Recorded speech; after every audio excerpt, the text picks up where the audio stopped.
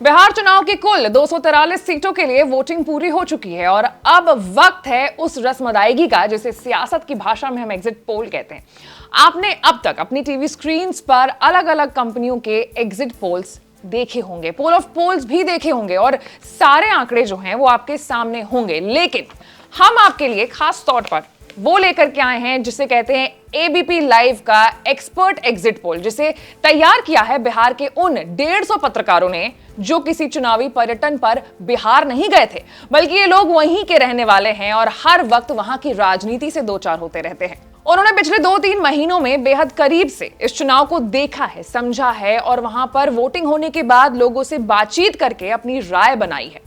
आगे बढ़ने से पहले आपको साफ कर देती हूं कि यह एग्जिट पोल है, अंतिम नतीजे नहीं, लिहाजा कोई भी राय आखिरी नहीं होगी। इस ABP live expert exit poll को विस्तार से समझाने के लिए मेरे साथ स्टूडियो में मौजूद हैं मेरे वरिष्ठ सहयोगी अविनाश राय, जिन्होंने बिहार के इन सभी पत्रकारों के आंकड़ों को प्रोसेस करने में महत्वपूर्ण भूमिका निभाई है। तो चलिए शुरू करते हैं ये खास एग्जिट पोल जिसे सिर्फ आपके लिए तैयार किया गया है। क्योंकि ये चुनाव 2 चरणों में हुए हैं तो हम भी इन एग्जिट पोल्स को 2 हिस्सों में बांट करके ही आपको बताएंगे और थोड़ा विस्तार से समझने और समझाने की कोशिश करेंगे कि आखिरी नतीजों से पहले एबीपी लाइव एग्जिट पोल क्या कहना चाहता है। अविनाश बताइए, पहले चरण की 121 विधानसभा सीटों पर क्या एग्जिट पोल्स कहते हैं? आशिया, जो 121 सीटों का एग्जिट पोल है पहले चरण का, उसको तैयार करने में 18 जिलों के करीब 70 स्थानीय पत्रकारों ने अपना वो इनपुट दिया है जो उन्होंने ज़मीन से हासिल किया है।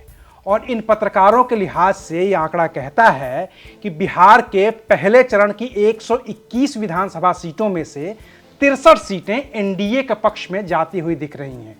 वहीं महागठबंधन के पक्ष में अभी तक कुल 46 सीटें जाती हुई सामने नजर आ रही हैं। लेकिन ध्यान देने वाली बात यह है आशी कि बिहार के ये पत्रकार इस बात को भी मान रहे हैं कि इन 121 सीटों में से कम 12 सीटें ऐसी हैं जहां मुकाबला बेहद कड़ा है और अंतिम नतीजों में ये 12 सीटें किसी भी दिशा में, यानी कि एनडीए के पक्ष में भी जा सकती हैं और महागठबंधन के पक्ष में भी जा सकती हैं। तो इनको हम एग्जिट पोल में शामिल अभी नहीं कर पा रहे हैं। इन 12 सीटों को इधर से उधर करने की हम कोशिश कर रहे हैं कि आखिरी जो नतीजा आएगा उसी में ये तय होगा। अविनाश, इस एग्जिट पोल को थोड़ा और विस्तार से, लिहाजा सिलसिलेवार तरीके से समझाने की हम कोशिश करेंगे अपने दर्शकों को और इसकी शुरुआत करते हैं राजधानी पटना से, जहां विधानसभा की कुल 14 सीटें हैं। अविनाश, पटना के पत्रकारों ने इन 14 सीटों का जो एग्जिट पोल बताया है, आप उसे दर्शकों के साथ साझा करिए। आशी, राजधानी पटना के पत्रकारों का यह मानना है कि विधानसभा की कुल 14 सीटों में से 8 सीटें एनडीए के पक्ष में जाती हुई दिख रही हैं, जबकि जो बची हुई 6 सीटें हैं वो महागठबंधन के हिस्से में जा सकती हैं। अगर इसको थोड़ा और विस्तार से और डिटेल से इसकी वजहों को समझने की कोशिश की जाए तो पटना की सीटें हैं मोकामा, बाढ़, बख्तियारपुर, दीघा, बांकीपुर, कुम्हरार, पटना सिटी, फतुहा, दानापुर, मनेर, फुलवारी शरीफ, मसौढ़ी, पालीगंज और बिक्रम। ये कुल 14 सीटें हैं।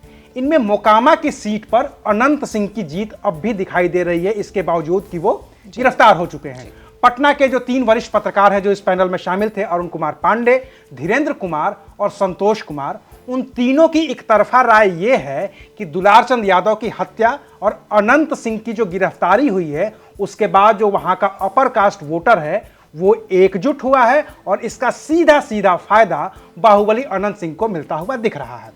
वहीं अगर बाढ़ की बात करें तो बाढ़ में बीजेपी को बढ़त मिलती हुई दिख रही है। बख्तियारपुर में आरजेडी अपनी सीट बचाती हुई दिख रही है। फतुहा विधानसभा सीट पर लगातार चौथी बार राष्ट्रीय जनता दल की जीत दिखती हुई नजर आ रही है। बख्तियारपुर और फतुहा, ये जो दोनों सीटें हैं, इन दोनों सीटों पर आरजेडी की जीत की वजह वहां का जो स्थानीय जातीय समीकरण है वो महागठबंधन के पक्ष में जाता हुआ दिख रहा है। वहीं पटना साहिब जो शहर की सीट है उस पर बीजेपी को बढ़त है। वहीं कुम्हरार पर जो 2 पत्रकार हैं हमारे पैनल में, अरुण कुमार पांडे और धीरेन्द्र कुमार, वो ये कह रहे हैं कि वहां पर बीजेपी जीत सकती है। वहीं संतोष कुमार इससे अलग दावा कर रहे हैं। उनका कहना है कि यहां पर कांटे की टक्कर हो सकती है क्योंकि जनसुराज के जो प्रत्याशी हैं केसी सिन्हा, जो सबसे पढ़े लिखे हैं, उन्होंने कायस्थ वोटरों में सेंधमारी की है और उसमें वो कामयाबी भी हासिल की है। ऐसे में आरजेडी से इंद्रजीत चंद्रवंशी जो हैं वो जीत सकते हैं इस सीट पर। आगे बढ़ते हैं और बांकीपुर विधानसभा की ओर और दीघा की ओर बढ़ते हैं, तो इन दोनों सीटों पर जो तीनों पत्रकार हैं हमारे पैनल के, वो ये कह रहे हैं कि वहां पर भारतीय जनता पार्टी की जीत हो सकती है। वहीं जो दानापुर विधानसभा सीट है, वहां पर जो दो पत्रकार हैं हमारे पैनल के, धीरेन्द्र कुमार और अरुण कुमार पांडे, वो बीजेपी की जीत की बात कर रहे हैं, क्योंकि वहां पर रीतलाल यादव प्रत्याशी थे आरजेडी के। तर्क ये दे रहे हैं कि दानापुर शहरी इलाके के कुछ यादव वोट भारतीय जनता पार्टी ने अपने पक्ष में करने में कामयाबी हासिल कर ली है। दूसरी जातियों का वोट भी एकजुट होकर भारतीय जनता पार्टी की ओर ट्रांसफर हुआ है, ऐसा स्थानीय पत्रकारों का मानना है। हालांकि संतोष कुमार का यह भी मानना है कि इस सीट पर भी कांटे की टक्कर हो सकती है, क्योंकि यह यादव बहुल इलाका है और यादवों ने एग्रेसिव होकर इस बार राष्ट्रीय जनता दल के पक्ष में, तेजस्वी यादव के पक्ष में वोट किया है। इसी तरह से एक और सीट है फुलवारी विधानसभा सीट पर जो दो पत्रकार हैं हमारे पैनल के, अरुण कुमार पांडे और धीरेन्द्र कुमार, वो जनता दल यूनाइटेड की ओर से श्याम रजक की जीत पर अपनी तरफ से वो मुहर लगा चुके हैं। हालांकि ये एग्जिट पोल है, अंतिम नतीजा नहीं है, लेकिन संतोष कुमार ये कह रहे हैं कि इस सीट पर भी, श्याम रजक वाली सीट पर भी कांटे की टक्कर है। एक और विधानसभा है जो पटना शहर की है, वो है मसौढ़ी विधानसभा सीट पर धीरेन्द्र कुमार जो हमारे पैनल के हैं, वो कह रहे हैं कि कांटे की टक्कर हो सकती है। तो अरुण कुमार पांडे और संतोष कुमार, ये जो दो पत्रकार हैं, उनका मानना है कि इस सीट पर आरजेडी की जीत हो सकती है। पालीगंज एक और विधानसभा सीट है, यहां से भाकपा माले के संदीप सौरभ एक बार फिर से अपनी सीट बचाने में कामयाब होते नजर आ रहे हैं। 2020 में भी वो वहां से जीते थे। विक्रम विधानसभा सीट से प्रत्याशी भले चेंज किए गए हैं, लेकिन यहां से एक बार फिर से आरजेडी की जीत लगभग तय मानी जा रही है। इस सीट पर तीनों पत्रकारों ने, जो हमारे पैनल के लोग हैं, उन्होंने आरजेडी की जीत पर ही मुहर लगाई है, कोई किंतु परंतु नहीं है।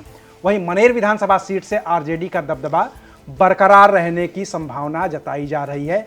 यहां तीनों पत्रकारों ने आरजेडी के जो प्रत्याशी हैं, वही भाई वीरेंद्र, जिनको कहते हैं कि जिनको कौन नहीं जानता, वो उनकी जीत की बात कर रहे हैं, कह रहे हैं कि वो तो जीत ही जाएंगे। तो आशी पटना के तीन वरिष्ठ पत्रकार यानी कि धीरेन्द्र कुमार, अरुण कुमार पांडे और संतोष कुमार का अनुमान यह है कि पटना की कुल 14 सीटों में से जेडीयू को 2 सीट, भारतीय जनता पार्टी को 6 सीट, आरजेडी को 4 सीट, कांग्रेस और माले को 1-1 सीटें मिल सकती हैं। यह है राजधानी का पूरा हाल। चलिए आगे बढ़ते हैं और आते हैं नालंदा जिले पर। मुख्यमंत्री का गृह जनपद, जहां पर विधानसभा की कुल 7 सीटें हैं और नालंदा के पत्रकारों का मानना है कि यहां पर एनडीए को 6 और महागठबंधन को सिर्फ 1 ही सीट मिलेगी। बताइए अविनाश, इसकी डिटेल्स क्या है? आशीष, नालंदा जो गृह जनपद है मुख्यमंत्री का, वहां पर हमारे साथ एक्सपर्ट के तौर पर शामिल थे राजकुमार मिश्रा, ऋषिकेश कुमार और मोहम्मद महमूद आलम।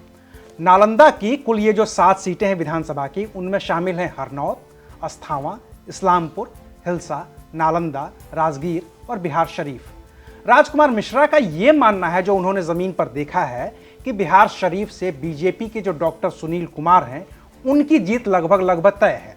न्यूज कवरेज करने के दौरान उन्हें यह भी दिखा है कि डॉक्टर सुनील कुमार बिहार शरीफ के स्थानीय निवासी, लोकल हैं, जबकि महागठबंधन का जो उम्मीदवार है वो नालंदा के बाहर का है और इसकी वजह से उसके चुनाव पर खासा असर पड़ रहा है। जो मोहम्मद महमूद आलम है हमारे पत्रकार साथी, उनका भी यही मानना है कि स्थानीय होने की वजह से डॉक्टर सुनील को फायदा मिलता हुआ इस चुनाव में दिख रहा है जी। इसी तरह से इस्लामपुर विधानसभा की जो सीट है वो भी एनडीए के ही पक्ष में जाती हुई दिख रही है, जहां से रोहेल रंजन उम्मीदवार हैं। उनकी छवि अच्छी है। उनके जो पिता रहे हैं स्वर्गीय राजीव रंजन, जनता दल यूनाइटेड के बड़े नेता रहे हैं, और पिता की मौत के बाद नीतीश कुमार ने पहली बार अपने नेता के बेटे को टिकट दिया है। तो पत्रकारों का मानना है कि नालंदा सीट पर कांटे का मुकाबला हो सकता है, क्योंकि इस बार जेडीयू और कांग्रेस जो दोनों के उम्मीदवार हैं उनमें भिड़ंत है। कांग्रेस उम्मीदवार कौशलेंद्र कुमार उर्फ छोटे मुखिया लगातार श्रवण कुमार के खिलाफ चुनाव लड़ते आए हैं, मगर कभी उन्हें जीत हासिल नहीं हुई है। हमेशा टक्कर उन्होंने दी है और इस बार भी टक्कर जबरदस्त होने की आशंका जताई जा रही है। हालांकि नतीजा श्रवण कुमार के पक्ष में जा सकता है, भले ही मार्जिन थोड़ा कम हो जाए। हरनौत से जेडीयू उम्मीदवार हरिनारायण सिंह की जीत लगभग तय मानी जा रही है, क्योंकि महागठबंधन जिस उम्मीदवार को इस इलाके से अपना उम्मीदवार बनाया है वो स्थानीय तो जरूर है, मगर वो कभी भी अपनी जनता के बीच नहीं रहे हैं। हरनौत नीतीश कुमार का गढ़ भी माना जाता है, यानी कि इन 7 सीटों में से सिर्फ और सिर्फ 1 सीट हिलसा वाली वो जो है महागठबंधन के पक्ष में जाती हुई दिख रही है, जहां शक्ति सिंह यादव की जीत मानी जा रही है। पार्टी के हिसाब से अगर बात करें तो नालंदा की 7 सीटों में से बीजेपी को 1 सीट, जेडीयू को 5 सीट और आरजेडी को 1 सीट मिलती हुई दिख रही है। चलिए आगे बढ़ते हैं और आते हैं भोजपुर जिले में, जहां आरा, अगियाओं, शाहपुर, बढ़हरा, जगदीशपुर, तरारी और संदेश कुल 7 विधानसभाएं हैं। भोजपुर के पत्रकारों का मानना है कि 7 में से 4 एनडीए के पक्ष में जा सकती है, जबकि 3 सीटों पर महागठबंधन जीत दर्ज कर सकती है। अविनाश, आप इसको थोड़ा सा विस्तार से हमारे ऑडियंस को समझाइए कि असली खेल वहां क्या होने वाला है। आशी, भोजपुर में जो हमारे साथ एक्सपर्ट पैनल था, जो वहां के स्थानीय पत्रकार साथी मौजूद थे, उनमें शामिल थे कंचन किशोर, सोनू सिंह, अभिनय प्रकाश, ये 3 लोग थे। कंचन किशोर का यह मानना है कि आरा में भारतीय जनता पार्टी जीत सकती है, क्योंकि जो ताकत पूरे महागठबंधन की ओर से इस चुनाव में झोंकी जानी चाहिए थी, चुनाव से पहले भी और चुनाव के दरमियान भी, वो नहीं दिखी। चूंकि शहरी इलाका भी है तो भारतीय जनता पार्टी यहां से लीड ले रही है। वहीं सोनू सिंह आरा में कांटे की टक्कर देख रहे हैं। वो ये कह, अभिनय प्रकाश का मानना है कि आरा के जो सांसद रहे हैं उनसे लोगों की नाराजगी है और ये नाराजगी विधानसभा में पार्टी को भारी पड़ेगी और भारतीय जनता पार्टी वहां से लीड कर सकती है। वहीं अगियाओं सीट माले के हिस्से फिर से जा सकती है। कंचन किशोर का यह मानना है कि भाकपा माले का गढ़ और आरजेडी का कोर वोटर अगियाओं को एक बार फिर से महागठबंधन के पक्ष में ले ही जाएगा। सोनू सिंह और अभिनय प्रकाश भी अगियाओं में माले की एक तरफा जीत देख रहे हैं। जो शाहपुर विधानसभा है वहां पर भारतीय जनता पार्टी आगे दिख रही है। कंचन किशोर का यह मानना है कि वहां का जो ओझा परिवार बटा हुआ था वो इस बार एकजुट है। सोनू सिंह और अभिनय प्रकाश भी शाहपुर में इस ओझा परिवार की गोलबंदी को भारतीय जनता पार्टी की जीत के तौर पर देख रहे हैं। बढ़हरा एक और सीट है, वहां पर आरजेडी की जीत होती हुई दिख रही है, क्योंकि वहां भारतीय जनता पार्टी के वोट को नुकसान होता हुआ दिख रहा है। हालांकि सोनू सिंह और अभिनय प्रकाश कंचन किशोर की इस बात से इत्तेफाक नहीं रखते हैं और वो कांटे की टक्कर वहां भी बता रहे हैं। जगदीशपुर में जदयू का पलड़ा भारी होता हुआ दिख रहा है, जीतते हुए दिख रहे हैं। तीनों पत्रकारों की इस मुद्दे पर सिर्फ और सिर्फ एक ही राय है कि वहां पर कुशवाहा आबादी निर्णायक है, एकजुट है और साथ ही साथ महिलाओं को दिए गए वो जो 10,000 रुपए हैं उसका बहुत बड़ा प्रभाव है। तरारी सीट पर भारतीय जनता पार्टी का पलड़ा भारी दिख रहा है, क्योंकि सुनील पांडे का अपना वहां पर रसूख है, जनाधार है और उनके बेटे यहां से उम्मीदवार हैं। पिछले 9 महीने के काम को वो उपचुनाव में जीते थे, तो 9 महीने के काम को तरारी की वहां की जनता से सराहना भी मिल रही है, जिसने बीजेपी को तरारी में फिल वक्त बढ़त दिखाई है, जो एग्जिट पोल में साफ साफ दिख रहा है। संदेश में मुकाबला कड़ा है, हालांकि आखिर में सीट जेडीयू के खाते में जा सकती है, ऐसा वहां के पत्रकारों का मानना है, क्योंकि एनडीए ने यहां अति पिछड़ा और दलित वोट को एकजुट करने में माइक्रो लेवल की ऐसी प्लानिंग की है कि वो सब के सब एकजुट दिख रहे हैं। हालांकि ये राय सिर्फ कंचन किशोर की है। बाकी के जो 2 लोग हैं, सोनू सिंह और अभिनय प्रकाश, इस सीट पर बेहद कड़ा मुकाबला देखने की बात कर रहे हैं। पार्टी के हिसाब से अगर हम इस भोजपुर की बात करें तो भोजपुर की 7 सीटों में से बीजेपी को 3 सीटें, जेडीयू को 1 सीट और आरजेडी को 2 सीट मिलती हुई दिख रही है। वहीं माले के खाते में 1 सीट जाती हुई फिल वक्त दिख रही है। बाकी आशी, आगे बढ़ने से मैं फिर से साफ कर देता हूं कि हम जो भी आंकड़े बता रहे हैं, जो भी डिटेलिंग दे रहे हैं, वहां के स्थानीय पत्रकारों का है, एग्जिट पोल है, आखिरी नतीजे में कुछ भी हो सकता है। तो हम अपने दर्शकों की समझदारी के लिए ये बार बार इस बात को हम साफ कर रहे हैं कि वहां के स्थानीय पत्रकारों ने हमें ये जो इनपुट दिया है वो हम उनके सामने साझा कर रहे हैं। बिल्कुल बिल्कुल बिल्कुल, क्योंकि बार बार हम ये जो है डिस्क्लेमर आपको बताते रहेंगे, लेकिन भूलेंगे नहीं कि आगे बढ़ना है और बक्सर की ओर चलते हैं, जहां विधानसभा की 4 सीटें हैं, बक्सर, डुमराव, राजपुर और ब्रह्मपुर। इनमें से 2 सीटें एनडीए को और 2 सीटें महागठबंधन को मिलती हुई दिखाई दे रही है। और अविनाश, आप विस्तार में बताएंगे कि जो एग्जिट पोल हमारे जो रिपोर्टर्स हैं ग्राउंड पर मौजूद, उन्होंने क्या बताया कि एक्चुअल में जो जमीनी हकीकत है वो क्या है इस जगह की। आशिफ, बक्सर में जो हमारे एक्सपर्ट पैनल में शामिल पत्रकार थे उनमें थे पुष्पेंद्र पांडे उर्फ बंटू, अजय राय, सुमन सिंह और संजय उपाध्याय। पुष्पेंद्र का यह मानना है कि बक्सर और राजपुर सीट पर एनडीए जीत सकती है, जबकि जो डुमराव और ब्रह्मपुर जो 2 बाकी की सीटें हैं वहां महागठबंधन की जीत हो सकती है। अजय राय का यह कहना है कि सिर्फ और सिर्फ ब्रह्मपुर सीट ही आरजेडी के पास जाएगी, बाकी की जो 3 सीटें हैं वहां से एनडीए जीत सकता है।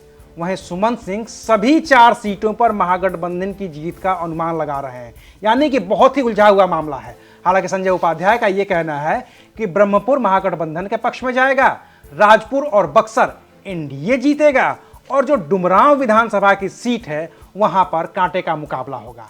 अगर पार्टी के हिसाब से इन सारे पत्रकारों की राय की बात करें तो बक्सर की 4 सीटों में से बीजेपी को 1 सीट, जेडीयू को 1 सीट, आरजेडी को 1 सीट और माले को 1 सीट मिल सकती है। चलिए ठीक है, बक्सर से अगर हम आगे बढ़ेंगे तो आता है शेखपुरा, जहां विधानसभा की 2 सीटें हैं और उनका नाम है बरबीघा और शेखपुरा। यहां भी 1 सीट एनडीए को और 1 सीट महागठबंधन को जा सकती है। बरबीघा से कांग्रेस के त्रिशूलधारी सिंह को बढ़त है और वहीं पर शेखपुरा से जेडीयू के रणधीर कुमार सोनी को जीत मिलती हुई दिखाई दे रही है। पार्टी के हिसाब से अगर हम बात करें तो शेखपुरा की 2 सीटों में से 1 सीट कांग्रेस और 1 सीट जेडीयू के खाते में जा सकती है। लेकिन सबसे दिलचस्प तो लखीसराय है, जहां खुद बिहार के उप मुख्यमंत्री विजय सिन्हा उम्मीदवार है। क्या हाल है वहां का? 2 सीटें हैं लखीसराय में, एक तो लखीसराय और दूसरा सूर्यगढ़ा। क्या कहते हैं वहां के पत्रकार? अविनाश बताइए। आशीष, लखीसराय की जो दोनों सीटें हैं वो दोनों ही सीटें फिलवक्त महागठबंधन के पक्ष में जाती हुई दिख रही हैं जी। वहां पर जो हमारे एक्सपर्ट थे कृष्णदेव और सुनील कुमार, दोनों का यह मानना है कि लखीसराय से विजय सिन्हा जो उप मुख्यमंत्री हैं वो चुनाव हार सकते हैं, क्योंकि बिहार के डिप्टी सीएम रहने के साथ ही विजय सिन्हा कई पदों पर रहे हैं सरकार में।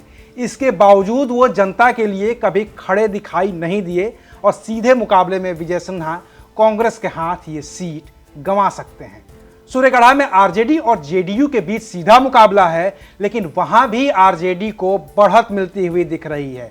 पार्टी के हिसाब से अगर आप बात करें तो लखीसराय की 2 सीटों में से 1 सीट राष्ट्रीय जनता दल और 1 सीट कांग्रेस के खाते में जाती हुई दिख रही है। चलिए आगे बढ़ते हैं और पहले चरण का अगला बड़ा जिला है बेगूसराय, जहां विधानसभा की कुल 7 सीटें हैं। बेगूसराय की 7 सीटों में से चिरिया, बलियारपुर, बछवाड़ा, तेघरा, मटिहानी, साहबपुर, कमाल, बेगूसराय और बखरी में से 5 सीटें महागठबंधन के पक्ष में जाती दिखाई दे रही हैं, जबकि 2 सीटें एनडीए के पक्ष में दिख रही हैं। अविनाश, विस्तार से बताइए हमारी जनता को, हमारे दर्शकों को कि आखिर बेगूसराय में क्या खेला हो रहा है। आशिफ, बेगूसराय में जो हमारे एक्सपर्ट थे वो थे विनोद कर्ण, पवन बंधु सिन्हा, सुधांशु पाठक और संतोष कुमार। इन सभी पत्रकारों का ये मानना है कि साहेबपुर कमाल विधानसभा जो है वहां पर आरजेडी के सत्तानंद संबुद्ध उर्फ ललन यादव की जीत लगभग तय है। तेघड़ा में एनडीए प्रत्याशी रजनीश कुमार जीतते हुए नजर आ रहे हैं। बाकी की 5 जो सीटें हैं वहां पर कांटे की टक्कर है। जैसे बछवाड़ा में कांग्रेस के शिव प्रकाश उर्फ गरीब दास जीत सकते हैं। बेगूसराय जो विधानसभा है वहां पर कांग्रेस के उम्मीदवार अमिताभ भूषण को पूरी तरह से बढ़त नजर आ रही है। वहीं चेरिया बरियारपुर में शुरुआती दिनों में जनसुराज का दबदबा दिख तो रहा था, लेकिन चुनाव के वक्त यहां रुझान महागठबंधन के पक्ष में जा चुका है। बखरी में भी महागठबंधन को इन पत्रकारों ने बढ़त दी है। मटिहानी जो विधानसभा है वो इस जिले की सबसे हॉट सीट मानी जा रही है। ठीक है। 5 बार के विधायक नरेंद्र कुमार सिंह उर्फ बोगो सिंह 2 बार निर्दलीय और 3 बार जनता दल यूनाइटेड से विधानसभा पहुंचे हैं। इस बार आरजेडी से वो चुनावी मैदान में है, पाला बदल लिया है। 2020 में लोजपा के राजकुमार सिंह से महज 333 वोट से ये पराजित हो गए थे। राजकुमार कुछ ही दिनों के बाद लोजपा छोड़कर जनता दल यूनाइटेड में चले गए और ऐसे में बोगो सिंह फिर से इस सीट से जीत सकते हैं। अगर पार्टी के हिसाब से आप बात करें बेगूसराय जिले की, तो बेगूसराय की 7 सीटों में से बीजेपी को 1 सीट, जेडीयू को 1 सीट और आरजेडी को 2 सीट, कांग्रेस को 1 सीट और भाकपा माले को 2 सीटें मिलती हुई दिख रही हैं। ठीक है, अब हम अगली सीट की ओर बढ़ते हैं और चलते हैं खगड़िया, जहां पर 4 सीटें हैं, परबत्ता, बेलदौर, अलौली और खगड़िया। यहां 4 में से 3 सीटों पर एनडीए को बढ़त है, जबकि 1 सीट महागठबंधन के खाते में जा सकती है। विस्तार से बताइए अविनाश, इन सीटों पर क्या हो रहा है। आशिक, खगड़िया जिले में जो हमारे एक्सपर्ट थे वो थे आशीष कुमार झा जी, दिग्विजय कुमार, विक्रम कुमार और हितेश कुमार। उन पत्रकारों की अगर हम माने तो खगड़िया की सबसे हॉट सीट परबत्ता महागठबंधन के हिस्से में जा सकती है। यहां महागठबंधन के उम्मीदवार डॉक्टर संजीव कुमार 2020 के चुनाव में जनता दल यूनाइटेड से जीते थे, लेकिन इस बार वो राष्ट्रीय जनता दल में हैं। वहीं बेलदौर, खगड़िया और अलौली सीटें एनडीए के साझीदार जनता दल यूनाइटेड के खाते में जा सकती हैं। लेकिन अलौली का मुकाबला थोड़ा दिलचस्प नजर आ रहा है। यहां कांग्रेस के रामवृक्ष सदा उम्मीदवार हैं, जिनके सामने जनता दल यूनाइटेड के रामचंद्र सदा हैं। लेकिन सीट की इस लड़ाई को दिलचस्प बनाया है जो पशुपति पारस के बेटे हैं यशराज ने, जो निर्दलीय चुनावी मैदान में हैं। हालांकि जनता दल यूनाइटेड के रामचंद्र सदा की जीत यहां से तय मानी जा रही है। अगर पार्टीवार बात करें, पार्टी के हिसाब से बात करें, तो खगड़िया की 4 सीटों में से जेडीयू को 3 सीट और राष्ट्रीय जनता दल को 1 सीट फिलवक्त मिलती हुई दिख रही है। चलिए अविनाश, अब बारी है मुंगेर की। यहाँ पर 3 सीटें हैं, जमालपुर, मुंगेर और तारापुर। बिहार चुनाव की सबसे दिलचस्प सीटों में से एक सीट है तारापुर, सम्राट चौधरी की सीट है ये, उप मुख्यमंत्री की सीट। क्या हाल है वहां के अविनाश, क्या कहते हैं हमारे ग्राउंड पर मौजूद एक्सपर्ट्स? मौजूद जो एक्सपर्ट हैं, पहले हम उनका नाम बता देते हैं जी। तो उस पैनल में हमारे साथ मौजूद थे जिले के वरिष्ठ पत्रकार राजेश कुमार मिश्रा, रजनीश कुमार, राणा गौरी शंकर और त्रिपुरारी मिश्र। तारापुर जिसकी आप बात कर रही हैं, तो वहां कर लेकर के इन सभी पत्रकारों का एक तरफा मानना है कि इस सीट पर तो सम्राट चौधरी की जीत पूरी तरह से तय है। इसमें पिता शकुनी चौधरी की विरासत और सम्राट चौधरी के स्थानीय स्तर पर करवाए गए कुछ ऐसे काम हैं जो उन्हें इस सीट पर निर्विरोध विजेता बनाते हैं। वहीं अगर मुंगेर सीट की बात करें तो यहां पर चारों पत्रकार कांटे की टक्कर बता रहे हैं। फिर भी यहां पर जो नतीजे हैं वो एनडीए को बढ़त दिलाते हुए दिख रहे हैं। बढ़ी हुई वोटिंग और सरकार की ओर से दिए गए महिलाओं के खाते में जो 10,000 रुपए हैं, उसने मुंगेर में एनडीए को बढ़त दिला रखी है। बची खुची जो कसर है वो प्रशांत किशोर के जनसुराज के उम्मीदवार ने पूरी कर दी है, जिसके प्रत्याशी ने एनडीए को अपना समर्थन कर दिया है। हालांकि त्रिपुरारी मिश्रा इससे थोड़ा इत्तेफाक नहीं रखते हैं और वो ये कह रहे हैं कि जनसुराज का जो भाजपा को समर्थन मिला है, तो जनसुराज के जो वोटर हैं वो राष्ट्रीय जनता दल की ओर शिफ्ट हो गए हैं और इसका फायदा आरजेडी को मिल सकता है। जमालपुर में पत्रकार जेडीयू की जीत देख रहे हैं। हालांकि इस सीट पर पूर्व आईपीएस जो हैं शिवदीप लांडे, जो पहली बार उम्मीदवार बने हैं, अपनी पार्टी बनाई है, तो उनके बारे में ये भी कहा जा रहा है कि उनको जो वोट मिले हैं वो वोट उन्होंने जनता दल यूनाइटेड से ही काटे हैं। वहीं इस बार कोई फॉरवर्ड उम्मीदवार इस सीट से लड़ नहीं रहा है, तो यहाँ जो सारे फॉरवर्ड वोटर हैं वो सीधे सीधे जेडीयू की ओर शिफ्ट हो गए हैं। पार्टी के हिसाब से अगर आप मुंगेर की बात करेंगी तो मुंगेर की 3 सीटों में से बीजेपी और जेडीयू को एक एक सीट मिलती हुई दिख रही है। वहीं एक सीट पर मुकाबला बेहद कड़ा है। ठीक है, अब आगे बढ़ते हैं और चलते हैं मुजफ्फरपुर की ओर, जहां विधानसभा की कुल 11 सीटें हैं। गायघाट, औराई, मीनापुर, बोचहा, सकरा, कुढ़नी, मुजफ्फरपुर, कांटी, बरूराज, पारू, साहेबगंज। पत्रकारों का इन 11 सीटों पर क्या कहना है कि एनडीए के पक्ष में कितनी सीटें जा रही हैं और महागठबंधन के पक्ष में कितनी सीटें जा रही हैं? 2 सीटों पर कांटे की टक्कर भी बताई गई है। अविनाश, थोड़ा डिटेल में एक्सप्लेन करिए। आशिफ, पहले मुजफ्फरपुर में जो हमारे एक्सपर्ट थे उनके नाम बता देते हैं। वो थे विशाल, अमीर और धीरज। गायघाट पर महागठबंधन की जीत दिख रही है, क्योंकि जनता दल यूनाइटेड के जो कुछ वोट हैं उसको जनसुराज ने काटा हुआ दिख रहा है और इसकी वजह से महागठबंधन के निरंजन राय जीत सकते हैं। औराई में एनडीए की रमा निषाद की जीत तय मानी जा रही है, क्योंकि रमा निषाद को वहां का जो सहनी वोट है और जो फॉरवर्ड में भूमिहारों का वोट है वो मिलता हुआ दिख रहा है। भाजपा विधायक रामसूरत राय से भूमिहार वोटर नाराज थे तो टिकट उनका कट गया था। मुसलमान के वोट में आफताब आलम ने सेंधमारी करती हुई नजर आ रहे हैं, जिसके कारण रमा निषाद वहां पर लीड कर रही हैं। मीनापुर में एनडीए को बढ़त दिखती हुई मिल रही है, वहां से अजय जीत सकते हैं।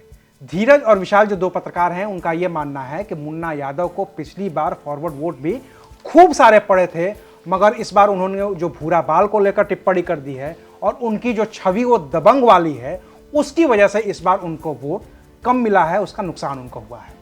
बोचहा में 3 पत्रकार कांटे की टक्कर मान रहे हैं और ये भी कह रहे हैं कि बेबी कुमारी जो वहां पे प्रत्याशी हैं और अमर पासवान में मुकाबला लगभग बराबरी का है। जो एक और सकरा सीट है, वहां से आदित्य कुमार हार सकते हैं और सीट महागठबंधन के पक्ष में जाती हुई दिख रही है। विशाल, धीरज और अमीर जो तीनों हमारे एक्सपर्ट हैं, उन तीनों के मुताबिक अशोक चौधरी के काम न करने का खामियाजा उनके बेटे आदित्य को उठाना पड़ेगा। कुढ़नी में भी विधायक केदार गुप्ता पर वहां स्थानीय लोगों ने काम नहीं करने का आरोप लगाया है। लोग नाराज हैं और इसकी वजह से एनडीए का जो कोर वोटर है वो चुनाव के प्रति इस बार उदासीन दिखा है, लेकिन टक्कर कांटे की हो सकती है।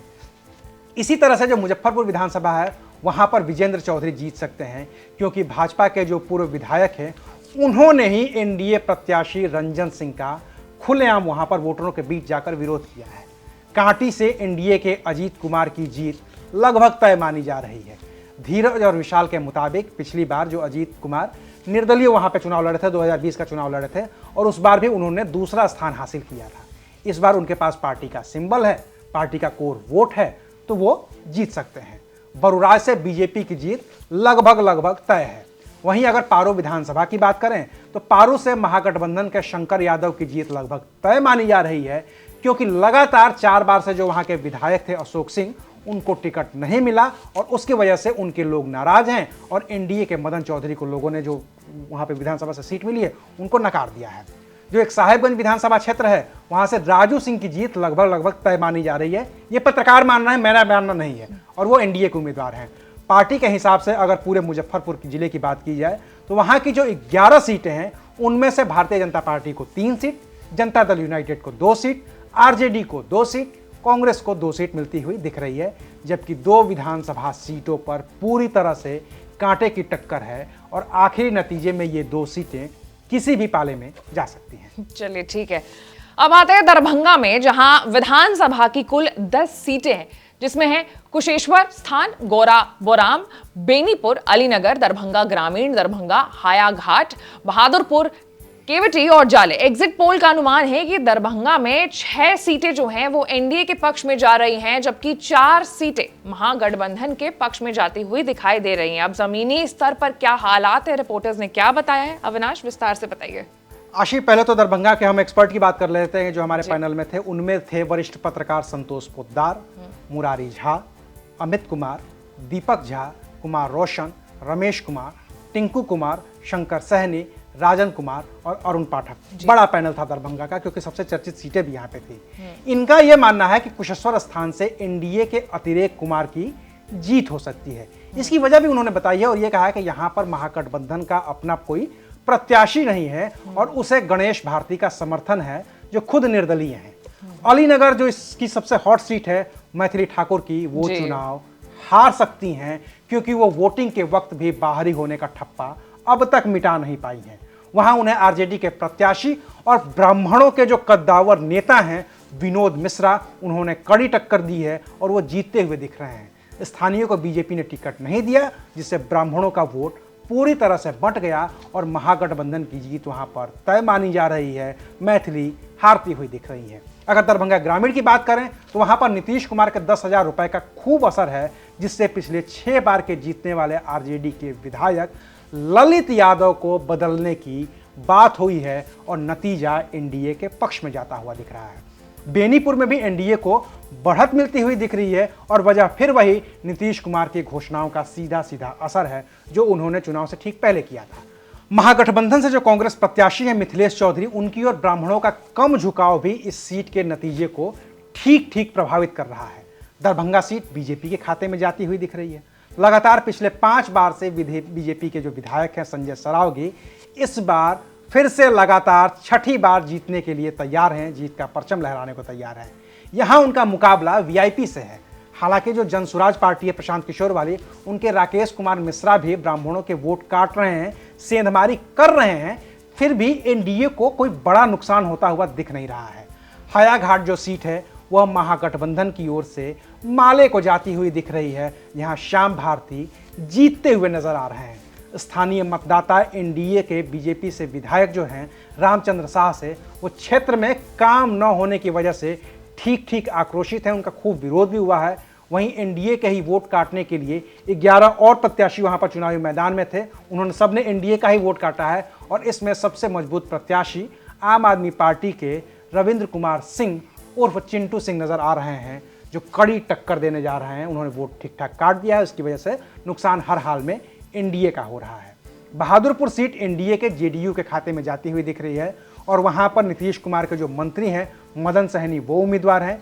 यहाँ उनकी टक्कर राष्ट्रीय जनता दल के जो कद्दावर नेता हैं, जिन्हें लालू का कभी हनुमान कहा जाता था, भोला यादव से थी। लेकिन मदन सहनी यहाँ पर वोटरों से तालमेल ठीक ठाक बिठा रखा है। विकास के उन्होंने ठीक ठाक काम कर रखे हैं, नीतीश कुमार की छवि उनके साथ है, तो मदन सहनी के पक्ष में ये सारी चीज़ें काम करती हुई दिख रही हैं। गौरा बौराम जो चुनाव से ठीक पहले हॉट सीट बन गई थी, वो भी महागठबंधन के खाते में जाती हुई दिख रही है। वहाँ आरजेडी के अफजल अली खान की जीत तय मानी जा रही है। गौरा बौराम जो सीट है वहाँ पर राष्ट्रीय जनता दल के ये बागी थे अफजल अली खान, उन्होंने सिंबल पहले लिया, फिर निर्दलीय लड़ गए, तो वो अब महागठबंधन से मैदान में रह गए हैं, क्योंकि आखिरी समय में जो वीआईपी है मुकेश सहनी, उन्होंने अपना कैंडिडेट वापस ले लिया था और अब इनको निर्दलीय ही महागठबंधन को समर्थन देना पड़ा था। बीजेपी से सुजीत कुमार चुनाव लड़ रहे हैं। इससे पहले उनकी पत्नी जो थी स्वर्णा सिंह ने, वो एनडीए गठबंधन से वीआईपी से चुनाव लड़ रही थी, क्योंकि पिछली बार वीआईपी एनडीए के साथ था, लेकिन अब वो बीजेपी में चली गई है। तो जीत के बाद क्षेत्र में न आने और इस बार मुकेश सहनी जो हैं वो महागठबंधन में चले गए हैं, इसकी वजह से जो मल्लाह वोट है वो महागठबंधन की तरफ शिफ्ट कर गया है और यहाँ पर महागठबंधन की जीत तय मानी जा रही है। चलिए अब आगे बढ़ते हैं और आते हैं सहरसा पर, जहां विधानसभा की कुल 4 सीटें हैं। सिमरी, बख्तियारपुर, सोनबरसा, महिषी और सहरसा। हमारे पत्रकार साथियों का मानना है कि सहरसा की 4 सीटों में से एक सीट एनडीए और महागठबंधन के खाते में जाती दिख रही है। वहीं 2 सीटों पर बेहद कड़ा मुकाबला है। अविनाश, थोड़ा विस्तार से हमारे दर्शकों को बताइए कि क्या है मामला। आशीष, सहरसा में हमारे एक्सपर्ट पैनल में शामिल थे नवीन निशांत, नीरज सिंह और कुंदन सिंह। नवीन निशांत का यह मानना है कि 4 में से 2-2 सीटें दोनों गठबंधन में बंट सकती हैं। वहीं नीरज सिंह का यह कहना है कि सहरसा और महिषी की जो सीट है वो महागठबंधन के खाते में जा सकती है। वहीं जो सिमरी, बख्तियारपुर और सोनबरसा जो 2 सीटें हैं वो एनडीए के खाते में जाती हुई दिख रही हैं। कुंदन सिंह का यह कहना है कि सिर्फ और सिर्फ महिषी सीट ही महागठबंधन को जाएगी और बाकी की जो 3 सीटें हैं वो एनडीए के खाते में जाएंगी। आशी, अगर पार्टी के लिहाज से बात करें तो 1 सीट आरजेडी और 1 सीट लोजपा रामविलास को मिलती हुई दिख रही है। बाकी की जो 2 सीटें हैं उन पर हमारे पत्रकार साथी एक्सपर्ट कड़ा मुकाबला देख रहे हैं। चलिए अब आगे बढ़ते हैं और आते हैं उस शहर पर जिसके बारे में कहा जाता है कि रोम पोप का और मधेपुरा गोप का। मधेपुरा जिले का एग्जिट जो पोल है वो क्या कहता है, हम आपको बताने की कोशिश करेंगे। तो सबसे पहले आप ये समझिए कि मधेपुरा की विधानसभा में कुल 4 सीटें हैं, आलमनगर, बिहारीगंज, मधेपुरा और सिंहेश्वर। हमारे एक्सपर्ट पैनल का मानना है कि मधेपुरा की 4 सीटों में से 2 सीट पर एनडीए जीत रहा है, 1 सीट महागठबंधन के खाते में जा रही है और मधेपुरा सीट का कड़ा मुकाबला माना जा रहा है। अविनाश, बताइए क्या है जमीनी हकीकत। आशिफ, मधेपुरा में हमारे जो एक्सपर्ट पैनल में शामिल थे वो थे तुरबसु, मनीष वत्स और अमिताभ। इन तीनों का यह मानना है कि जो आलमनगर सीट है वो जेडीयू के नरेंद्र नारायण यादव की जीत वहां पर तय मानी जा रही है, क्योंकि हर जाति में उनकी लोकप्रियता है। वो राजनीति के पुराने खिलाड़ी हैं, मजे खिलाड़ी हैं और पिछली बार उनका जो जीत का अंतर रहा है वो इतना बड़ा रहा है कि इस बार उसे पाटना आसान नहीं है। बिहारीगंज की जो सीट है वो महागठबंधन के खाते में जा सकती है, जहां पर आरजेडी ने महिला उम्मीदवार रेणु कुशवाहा को मैदान में उतारा है, मंत्री भी रही हैं। जो सिंहेश्वर सीट है वहां पर जेडीयू के रमेश ऋषिदेव की जीत लगभग तय मान रहे हैं हमारे एक्सपर्ट, क्योंकि आरजेडी के विधायक चंद्रहास चौपाल से लोग वहां के नाराज बताए जाते हैं। वहीं मधेपुरा के सीट पर कांटे की टक्कर देखी जा रही है। जेडीयू ने यादव बहुल सीट पर गैर यादव और वो भी महिला को उतार दिया है, जिसने इस पूरे मुकाबले को रोचक बना दिया है। अगर पार्टी के लिहाज से आशी बात करें तो जेडीयू के खाते में 2 सीटें जाती हुई दिख रही हैं। आरजेडी को 1 सीट मिल रही है और 1 सीट, जैसा मैंने बताया मधेपुरा वाला, वहां पर कड़ा मुकाबला है। ठीक है, पहले चरण का अगला बड़ा जिला है सिवान, जहां विधानसभा की कुल 8 सीटें हैं। क्या है अविनाश सिवान का हाल? बड़ा चर्चित जिला रहा है और शहाबुद्दीन की वजह से भी ये चर्चित रहा है। सबकी दिलचस्पी जो है वो हम इस सीट पर देख सकते हैं। आशीष, सिवान पर आगे बढ़ने से पहले आपको भी और दर्शकों को भी इस जिले के बारे में बताना जरूरी है थोड़ा। जी, सिवान जो है वो सिर्फ शहाबुद्दीन के लिए नहीं जाना जाता है। सिवान को देश के पहले राष्ट्रपति डॉक्टर राजेंद्र प्रसाद की वजह से भी जाना जाना चाहिए, लोगों को याद रखना चाहिए। थोड़ा और आगे आए तो देश का जो कुख्यात ठग रहा है नटवर लाल, वो भी सिवान का ही था। असली नाम था मिथिलेश श्रीवास्तव। 1987 बैच के आईएएस के जो टॉपर रहे हैं और बिहार के पूर्व मुख्य सचिव रहे हैं आमिर सुबहानी, वो भी सिवान के हैं। तो उसे सिर्फ और सिर्फ शहाबुद्दीन से मत जोड़िए। खैर, चलिए आगे बढ़ते हैं। सिवान में विधानसभा की कुल 8 सीटें हैं। सिवान, जीरादेई, दरौली, रघुनाथपुर, दरौधा, बढ़हरिया, गोरियाकोठी और महाराजगंज। जीरादेई राजेंद्र प्रसाद का जन्म स्थान है। तो हमारे एक्सपर्ट पैनल में जो शामिल थे वो थे सुरेंद्र कुमार, कौसर अली, अभिषेक श्रीवास्तव, चंदन कुमार और अविनाश सिंह। उनका यह मानना है कि 8 में से 5 सीटों पर महागठबंधन की जीत होगी, 2 सीटें एनडीए के खाते में जाएंगी और 1 सीट पर मुकाबला बेहद कड़ा होगा। हमारे पैनल में शामिल पत्रकारों का एक्सपर्ट का यह मानना है कि सीवान सीट पर बीजेपी के कद्दावर नेता और मंत्री मंगल पांडे चुनाव हार सकते हैं और सीट आरजेडी के अवध बिहारी चौधरी के खाते में जाती हुई दिख रही है। वहीं पैनल में शामिल अभिषेक श्रीवास्तव अब भी मंगल पांडे की जीत को लेकर के आश्वस्त हैं। जीरादेई सीट भी महागठबंधन के खाते में फिलवक्त जाती हुई दिख रही है और माले के जो अमरजीत कुशवाहा हैं वो वहां से जीतते हुए नजर आ रहे हैं, क्योंकि वहां के जो उम्मीदवार हैं जदयू के भीष्म सिंह कुशवाहा, इनको लोग न तो पहचानते हैं और न ही उनके नाम को जानते हैं और इसकी वजह से इसका सीधा सीधा फायदा भाकपा माले के अमरजीत कुशवाहा को मिलता हुआ दिख रहा है। वहीं मुन्ना पांडे जनसुराज के जो उम्मीदवार हैं वो ब्राह्मण समाज का वोट काटते हुए नजर आ रहे हैं और इसके कारण एनडीए को नुकसान हो रहा है। हालांकि अभिषेक इस सीट पर भी जेडीयू के ही भीष्म कुशवाहा की जीत देख रहे हैं, तो इसमें भी थोड़ा पेच फंसा हुआ है। बड़हरिया भी महागठबंधन के खाते में ही जाती हुई दिख रही है और आरजेडी के अरुण गुप्ता वहां से जीतते हुए नजर आ रहे हैं। अरुण गुप्ता वैश्य समाज से आते हैं, उनको वैश्य समाज का वोट भी मिल रहा है और वो एनडीए का कोर वोट है। हालांकि इस सीट पर चुनाव प्रचार के अंतिम दिन दिल्ली की जो मुख्यमंत्री हैं रेखा गुप्ता, वो भी वहां पर वोट एकत्रित करने के लिए गई थी, रैली की थी वहां पर, लेकिन उसका फायदा कोई खास एनडीए को मिलता हुआ दिख नहीं रहा है।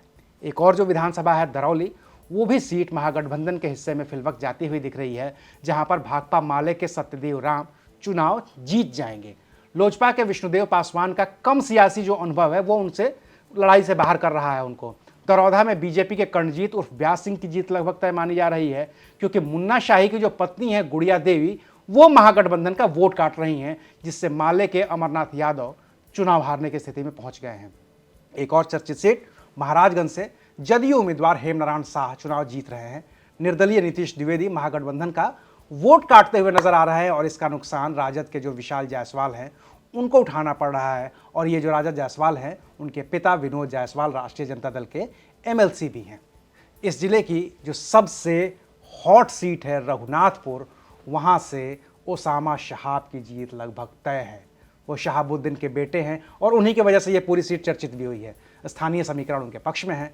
यहाँ से जदयू के विकास सिंह और जीशु सिंह चुनाव हार रहे हैं।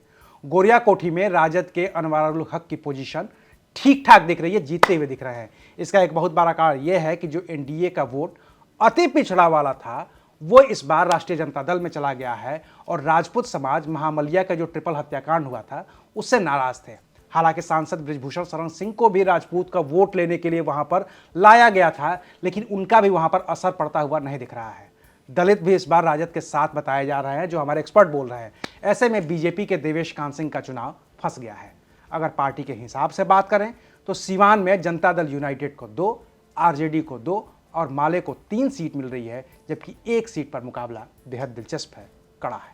ठीक है, चलिए अब आगे आते हैं और गोपालगंज की ओर रुख करते हैं। वहां विधानसभा की 6 सीटें हैं। बैकुंठपुर, बरौली, गोपालगंज, कुचाकोट, भोरे और हथुआ। हमारे एक्सपर्ट्स का मानना है कि 2 सीटें एनडीए के पक्ष में हैं और 1 सीट महागठबंधन की। तो क्या तय है, लेकिन 3 सीट ऐसी हैं जहां पर चुनाव को अविनाश फंसता हुआ देखा जा रहा है। थोड़ा बताइए डिटेल में। आशीष, जो हमारे एक्सपर्ट पैनल में शामिल लोग थे, वहां के वरिष्ठ पत्रकार थे, वो थे संजय कुमार अभय, मनीष भारती, वाल्मीकि मणि तिवारी और गोपाल मिश्रा।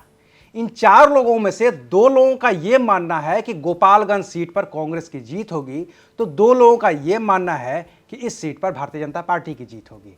यही सीट है जिस पर भारतीय जनता पार्टी और कांग्रेस के बीच सीधा मुकाबला है। भारतीय जनता पार्टी इस सीट पर पिछले 20 साल से जीतती आ रही है। अगर एंटी इनकम्बेंसी हुई तो सीट कांग्रेस के हिस्से में जाएगी, और अगर सरकार की योजनाओं का जोर चला, जो कि चलता हुआ दिख रहा है, तो सीट बीजेपी फिर से जीत जाएगी। कुल मिलाकर इस सीट पर कांटे की टक्कर, जो हमारे एक्सपर्ट मान रहे हैं। बरौली की सीट आरजेडी के खाते में साफ साफ जाती हुई दिख रही है, क्योंकि यहां पर राष्ट्रीय जनता दल के जो उम्मीदवार हैं उनकी छवि जनता दल यूनाइटेड के उम्मीदवार की तुलना में बेहतर है और जातीय समीकरण को भी आरजेडी ने ठीक ठाक साध रखा है। बैकुंठपुर सीट पर भी कांटे का मुकाबला है और हमारे एक्सपर्ट की राय इस सीट पर भी बटी हुई है, लेकिन जीत हार का मार्जिन कम रहने वाला है। हथुआ से जेडीयू की जीत तय मानी जा रही है। हालांकि मनीष भारती इससे इत्तेफाक नहीं रखते हैं, जो हमारे एक्सपर्ट हैं, लेकिन 3 एक्सपर्ट तो यही कह रहे हैं कि हार जीत का अंतर भले ही मामूली हो, लेकिन जीत तो वहां पर जनता दल यूनाइटेड की ही होगी। वहीं भोरे विधानसभा में जेडीयू कोटे से जो मंत्री हैं सुनील कुमार, उनकी जीत का दावा हमारे 3 एक्सपर्ट ने तो किया है, लेकिन एक एक्सपर्ट का यह भी मानना है कि मंत्री सुनील कुमार आईपीएस ऑफिसर रहे हैं, उनमें नेता वाला वो चार्म नहीं है, वो गुण नहीं है, और पिछली बार भी वो महज 900 वोटों से जीते थे, 1000 से भी कम का वोट था, तो जबकि इस बार ब्राह्मण उनका साथ छोड़ चुका है और ऐसे में वो हार सकते हैं। कुचाय कोट को लेकर हमारे एक्सपर्ट में से 2 की राय यह है कि सीट कांग्रेस जीतेगी, जबकि 2 लोगों का कहना है कि ये सीट जनता दल यूनाइटेड के खाते में जाएगी। पार्टी के हिसाब से अगर बात करें तो जेडीयू के हिस्से में 2 और आरजेडी के हिस्से में 1 सीट कंफर्म है, जबकि 3 सीटों पर यहां पर कड़ा मुकाबला देखने को मिल रहा है, वो कहीं भी अंतिम नतीजों में परिवर्तित हो सकती हैं। ठीक है, आगे बढ़ेंगे और सारण की ओर रुख करेंगे। क्या सारण जिले का हाल है, वो भी एक बड़ा जिला है, विधानसभा की 10 सीटें वहां पर हैं। खेसारी लाल यादव ने भी उस जिले को और दिलचस्प बना दिया है। जरा विस्तार में वहां के बारे में बताइए, वहां के क्या हाल है, क्योंकि एक्सपर्ट्स तो यही कह रहे हैं कि सारण की 10 में से 6 सीटें एनडीए की ओर जाती हुई दिखाई दे रही हैं, जबकि 2 सीटों पर महागठबंधन की जीत हो रही है और 2 सीटों पर कड़ा मुकाबला बताया जा रहा है। आशीष, सारण की बात करने से पहले हम अपने एक्सपर्ट के पैनल को बता देते हैं। उनमें थे प्रभात किरण हिमांशु, विपिन बिहारी श्रीवास्तव और रंजन श्रीवास्तव, ये 3 लोग थे हमारे साथ। तो सारण में जो 10 सीटें हैं वो हैं एकमा, माझी, बनियापुर, तरैया, महोरा, छपरा, गड़खा, अमनौर, परसा और सोनपुर।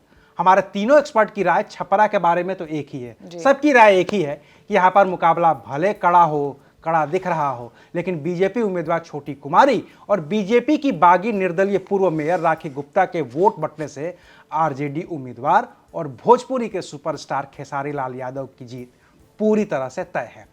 माझी में महाराजगंज के जो पूर्व सांसद रहे हैं प्रभुनाथ सिंह, उनके बेटे रणधीर सिंह का मुकाबला है फिलवक्त के विधायक और सीपीआई-एम के सत्येंद्र यादव से। लेकिन यहां भी भारतीय जनता पार्टी के जो बागी निर्दलीय उम्मीदवार हैं राणा प्रताप सिंह, वो मैदान में आने के कारण यहां पर मुकाबला त्रिकोणीय हो गया है। परसा भी एक हॉट सीट है। यहां पर पूर्व मुख्यमंत्री स्वर्गीय दारोगा प्रसाद राय की पोती व पूर्व मंत्री चंद्रिका राय की भतीजी डॉक्टर करिश्मा आरजेडी के टिकट पर मैदान में है। उनका एक और परिचय ये है कि वो तेज प्रताप यादव की साली हैं। मुकाबला जनता दल यूनाइटेड के छोटे लाल राय से है।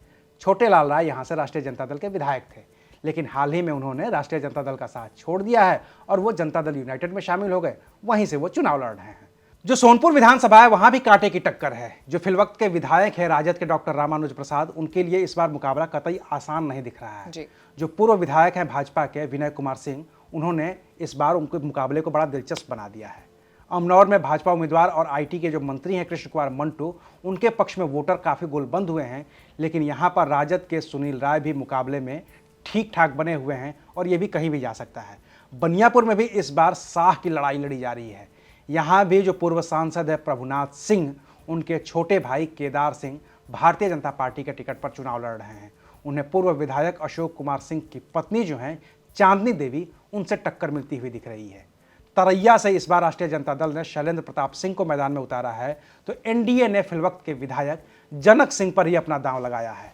मोटा माटी तो हमारे एक्सपर्ट जो ये कह रहे हैं कि जिले की ये जो 10 विधानसभा सीटें हैं, उनमें से 6 सीटें एनडीए के पक्ष में हैं, जबकि 2 सीटें महागठबंधन को जा रही हैं और 2 सीटों पर मुकाबला कड़ा है, जो आप पहले भी बता चुकी हैं। पार्टी के हिसाब से अगर आपको बताऊं तो जनता दल यूनाइटेड को 2, भाजपा को 4, आरजेडी को 2 सीटें कन्फर्म है और 2 कड़े मुकाबले में जो हैं उसकी बात हम कर ही चुके हैं। जी, आगे बढ़ेंगे और वैशाली की ओर रुख करेंगे। कुल विधानसभा की जो सीटें हैं यहाँ पर 8 हैं। राजापाकर, महुआ, महनार, राघोपुर, वैशाली, लालगंज, हाजीपुर और पातेपुर। सबसे दिलचस्प सीट है यहाँ पर राघोपुर। तेजस्वी यादव की ये सीट है। क्या हाल है अविनाश राघोपुर का, और वैशाली का भी बात करेंगे, बताइए। तो राघोपुर या वैशाली जिले का हाल बताने से पहले आशी, हम आपको बताना चाहता हूं कि हमारे जो एक्सपर्ट पैनल में लोग शामिल थे वो थे कौशल किशोर पाठक, बृजनंदन पांडे, प्रफुल्ल कुमार सिंह और ज्योति कुमार निराला जी। इन सारे एक्सपर्ट्स का मानना है कि 8 सीटों में से 3 सीटें एनडीए को, 3 सीटें महागठबंधन को जा रही हैं और 2 सीटों पर मुकाबला बेहद कड़ा हो रहा है। राजापाकर की सीट जेडीयू के महेंद्र राम के खाते में जाती हुई दिख रही है, तो वहीं राघोपुर और पातेपुर जो 2 सीटें हैं वहां पर महागठबंधन की जीत तय मानी जा रही है। तेजस्वी राघोपुर से जीत रहे हैं। वहीं हमारे एक एक्सपर्ट का कहना है कि महुआ जो सीट है वो भी आरजेडी के खाते में जा सकती है, जबकि ये वही सीट है जहां से तेज प्रताप यादव भी चुनाव लड़ रहे हैं और वो ये बार बार कहते रहे हैं कि यहाँ का जो आरजेडी उम्मीदवार है मुकेश रोशन, उनके घर के जयचंदों में से एक है। तो ये दिलचस्प है। महनार भी फंसी हुई सीट है। कुल मिलाकर अगर साफ साफ शब्दों में कहूं तो हमारे जो एक्सपर्ट हैं वो वैशाली को लेकर कुछ भी साफ कहने की स्थिति में नहीं है। हाँ, वो ये जरूर कह रहे हैं कि दोनों गठबंधन को 3-3 सीटें तो कंफर्म है।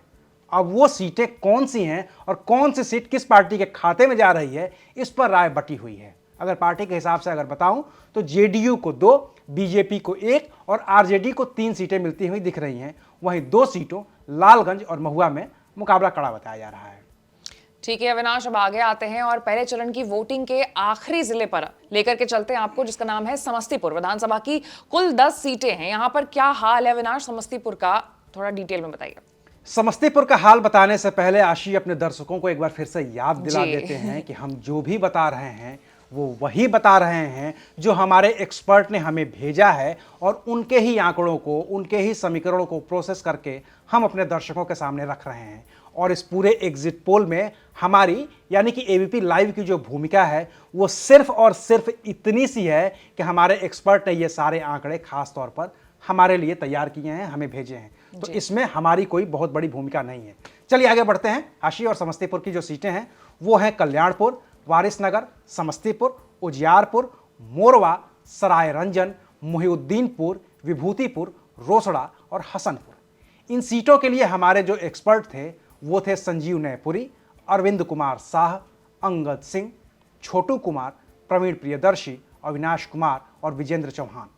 इनका अनुमान यह है कि समस्तीपुर की 10 में से 7 सीटों पर एनडीए की जीत होगी, जबकि 3 सीटें महागठबंधन के पक्ष में जाएंगी। कल्याणपुर की सीट जेडीयू को जाती हुई दिख रही है, क्योंकि कल्याणपुर में जनता दल यूनाइटेड और सीपीआईएम में टक्कर थी, लेकिन जनसुराज ने सीपीआईएम का वोट काट दिया है और इसकी वजह से जदयू को फायदा पहुंचता हुआ दिख रहा है। वारिसनगर भी जनता दल यूनाइटेड के ही खाते में जाती हुई दिख रही है। समस्तीपुर में आरजेडी के प्रत्याशी के खिलाफ लोगों का गुस्सा जनता दल यूनाइटेड के प्रत्याशी और पूर्व सांसद अश्वमेघ देवी को फायदा पहुंचाता हुआ नजर आ रहा है। उजियारपुर में बीजेपी के पूर्व जिलाध्यक्ष और जनसुराज के प्रत्याशी की छवि की वजह से एलजेपी-आर की हार हो रही है। यहां से राष्ट्रीय जनता दल के प्रत्याशी ज्यादा नहीं पर कम वोट से ही जीत हासिल करेंगे। वहीं मोरवा से जनता दल यूनाइटेड जीत जाती, लेकिन निर्दलीय जो प्रत्याशी हैं अभय सिंह, उनकी वजह से राष्ट्रीय जनता दल वहां पर दोबारा जीत हासिल करता हुआ नजर आ रहा है। अगर चिराग के खाते में सीट ये जाती तो एनडीए की जीत लगभग तय थी, ये हमारे एक्सपर्ट का मानना है। सरायरंजन से इस बार राजद जीत सकती थी, लेकिन निर्दलीय प्रत्याशी कुणाल और डॉक्टर अमरेंद्र सिंह की वजह से जनता दल यूनाइटेड जीत हासिल कर सकती है। मोहिउद्दीनपुर में बीजेपी दोबारा जीतेगी, क्योंकि एजिया यादव जो है यहाँ की वो मूल निवासी नहीं है, और मंच पर नाबालिग ने कई वो जो कट्टे वाला गीत गा दिया था उसकी वजह से वोटरों के बीच उन्हें शर्मसार होना पड़ा है और उसका नुकसान उठाना पड़ा है। विभूतिपुर में सीपीआई-एमएल की जीत होती दिख रही है। रोसड़ा में कांग्रेस प्रत्याशी के बाहरी होने और सीपीआई-एमएल प्रत्याशी का नामांकन रद्द होने की वजह से भारतीय जनता पार्टी जीतती हुई दिख रही है। हसनपुर में पिछली बार तेज प्रताप यादव की वजह से जनता दल यूनाइटेड वो सीट हार गया था, लेकिन इस बार राजद का वोट काटने के लिए जनसुराज और एक जो निर्दलीय महिला प्रत्याशी हैं वो जदयू को जिताती हुई नजर आ रही हैं। अगर पार्टी के हिसाब से बात करें तो जेडीयू को 5, बीजेपी को 2, आरजेडी को 2 और माले को 1 सीट मिलती हुई दिख रही है। चलिए ठीक है अविनाश, अब बातें बहुत लंबी चौड़ी हो गई हैं। 18 जिले की हर एक सीट पर आपने एक्सपर्ट की राय बताई, आंकड़े बताए। अब इसको थोड़ा संक्षेप में समझ सकते हैं कि क्या पहले चरण की 18 जिलों की 121 सीटों का हाल है। संक्षेप में बताइएगा। आशीष, संक्षेप में इसको ऐसे समझिए कि पहले चरण की जो वोटिंग हुई है 121 सीटों पर, उसमें एनडीए के खाते में 62 सीटें हैं, महागठबंधन के खाते में 45 सीटें हैं और 14 सीटों पर मुकाबला बेहद कड़ा है। अगर आप इसको पार्टीवार ठीक से और समझना चाहती हैं तो भाजपा के खाते में 25 सीटें जाती हुई दिख रही हैं। जनता दल यूनाइटेड सबसे बड़ी पार्टी के तौर पर दिख रही है और उसके पास 36 सीटें जा रही हैं। लोजपा रामविलास के हिस्से 1 सीट आ रही है। वहीं महागठबंधन के साझेदारों में जो राष्ट्रीय जनता दल है उसके हिस्से में 29 सीटें हैं, कांग्रेस के पास 6 सीटें हैं और सबसे कमाल दिख रहा है लेफ्ट का, जिसके पास 10 सीटें आती हुई दिख रही हैं। बाकी 14 सीटों पर मुकाबला बेहद कड़ा है, तो वो अंतिम नतीजों में ही पता चलेगा कि वहां हुआ क्या है। तो ये था बिहार विधानसभा चुनाव के लिए एबीपी लाइव का एक्सपर्ट एग्जिट पोल, जिसे बिहार के उन पत्रकारों ने तैयार किया था जो साल दर साल बिहार को जमीनी स्तर पर समझते रहे हैं, वहां की हर छोटी बड़ी घटनाओं के गवाह रहे हैं और जिन्होंने इस पूरे चुनाव को बूथ दर बूथ कवर किया है। दूसरे चरण का भी एग्जिट पोल तैयार है, उसे लेकर हम फिर से हाजिर होते हैं। तब तक देखते रहिए एबीपी लाइव। शुक्रिया।